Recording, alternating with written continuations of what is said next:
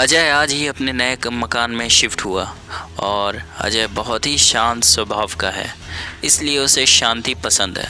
वो बहुत संगीत प्रेमी भी है और उसकी पत्नी प्रिया को भी बहुत संगीत पसंद है। उसकी अभी अभी नई शादी हुई और शादी होते ही जॉब भी लग गई, इसलिए प्रिया उसके लिए बहुत भाग्यशील साबित हुई है। वह प्रिया को जी जान से चाहता और प्रिया भी अजय को बहुत प्यार करती। आज वो दोनों अपने इस नए किराए के मकान में बहुत खुश हैं। आपस का वातावरण भी हरियाली से भरा है। घूमने के लिए मकान से थोड़ी दूर एक पार्क है जिसमें सब लोग शाम को टहलते हैं और बच्चे खेलते हैं। आज प्रिया का भी मन है शाम को अजय और मैं दोनों लोग उस पार्क में टहलने जाएंगे। और शाम होते ही अजय ऑफिस से आ जाता है और प्रिया और अजय दोनों तैयार होकर पार्क की ओर चल देते हैं। पार्क का माहौल बहुत ही सुहावना और दोनों देर रात तक कुछ समय पार्क में बिताकर घूमते टहलते बाहर का खाना खाकर अपने घर की ओर वापस आते हैं। अचानक प्रिया की नज़र अपने घर से ठीक सामने वाले घर पर पड़ती है, जो कि 3 मंजिला मकान बिल्कुल सुनसान पड़ा हुआ है। उस मकान को देखते ही प्रिया की नज़र जैसे ही उसी मकान पर टिक गई हो। अचानक वह अजय से कहती है, अजय देखो, यह सामने वाला मकान कितना वीरान सा लग रहा है, जैसे यहाँ कोई आता ही नहीं हो। अजय उस मकान को देखते हुए कहता है, ऐसा थोड़ी हो सकता है, अभी 1 हफ्ते बाद देखना किराएदारों से यह मकान भर जाएगा। अजय की बातों को सुनकर प्रिया कहती है, नहीं अजय, मुझे इस मकान को देखते ही कुछ जैसे नकारात्मक भाव आ रहे हैं। प्रिया की बात को सुनकर अजय कहता है, ऐसी बातें नहीं सोचनी चाहिए।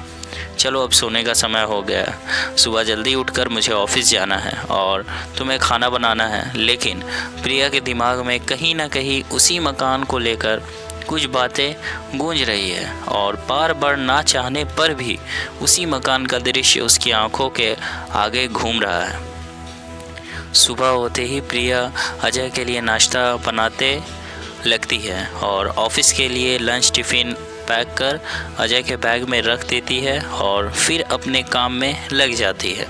अजय भी अपना बैग लेकर ऑफिस की ओर प्रिया को बाय करके निकल जाता है। प्रिया घर का सारा काम ख़त्म करके संगीत सुनने बैठ जाती है। अचानक खिड़की का दरवाज़ा हवा के झोंके से बहुत तेज़ खुलता है और खिड़की के खुलते ही प्रिया की नज़रों के सामने वही मकान एकदम साफ नज़र आने लगता है। प्रिया का दिलो दिमाग फिर उसी मकान पर अटक जाता है।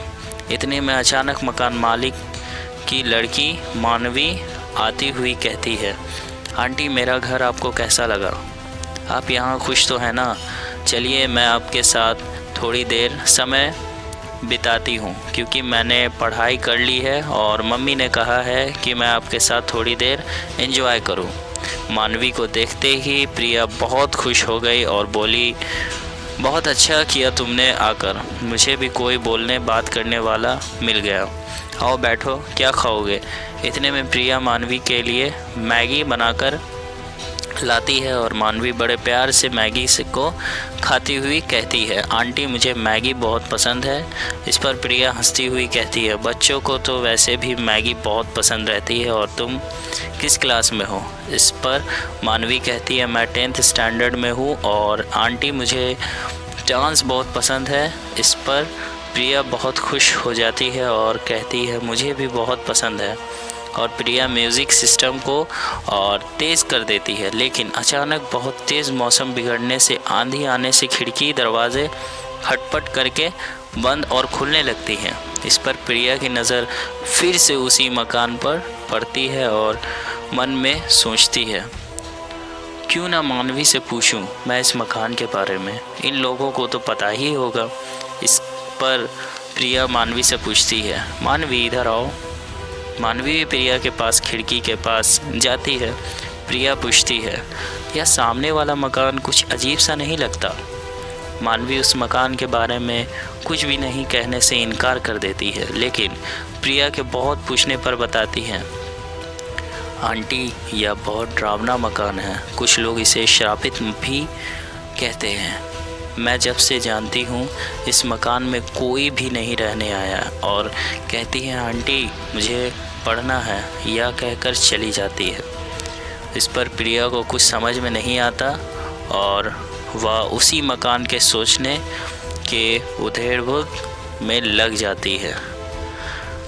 आगे की कहानी अगले भाग में। जब तक के लिए धन्यवाद।